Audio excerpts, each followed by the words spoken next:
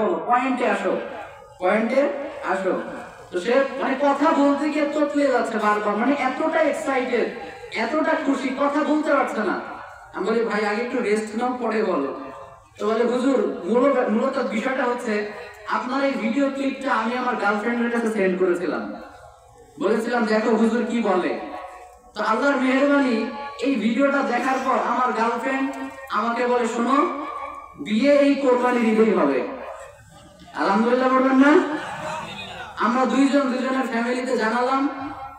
প্রথমে একটু কষ্ট হচ্ছিল, কিন্তু আলহামদুলিল্লাহ শেষমেশ আমাদের বিয়েটা কোরবানির পরের দিন হয়ে গিয়েছে। আলহামদুলিল্লাহ বলেন। তাহলে হুজুর আপনি আমার জীবনে সবচেয়ে বেশি উপকার করেছেন, আমি আপনাকে বিয়ের দাওয়াত দিতে পারি নাই, আমার যে কি কষ্ট, বাচ্চা হলে দিব ইনশাআল্লাহ। তো এগুলো নিয়ে অনেকে আসলে বুঝতে চায় না।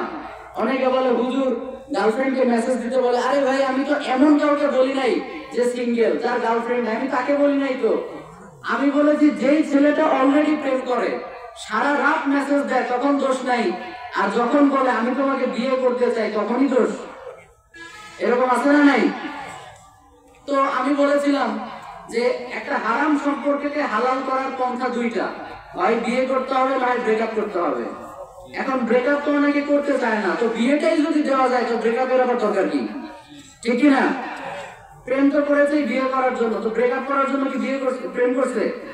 বিয়েটাই যদি দেওয়া হয় তাহলে তার সমস্যা থাকে না। কিন্তু হ্যাঁ, যদি এমন হয় যে লং টাইম রিলেশনশিপ, এখনো 2 বছর পরে বিয়ের প্ল্যান, তাহলে প্রেম করা যাবে না, মেসেজ দেওয়া যাবে না। কিন্তু অনেকদিন মেসেজে কথা হচ্ছে এমনিতেই। আমি বলেছিলাম যে তুমি বলো যে তোমাকে আমি পছন্দ করি, যেহেতু বাঁচবো তোমার সাথে, মরবো তোমার সাথে, কিন্তু হালাল ভাবে বাঁচতে চাই, আরাম ভাবে বাঁচতে চাই না। আল্লাহর আসমানের নিচে থেকে আল্লাহর খেয়ে আল্লাহর সাথে নাফরমানি করা যাবে?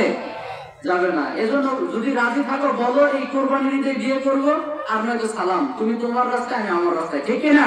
ঠিক। এটাকে অনেকে কাটছাট করে এমন ভাবে অপপ্রচার করেছে।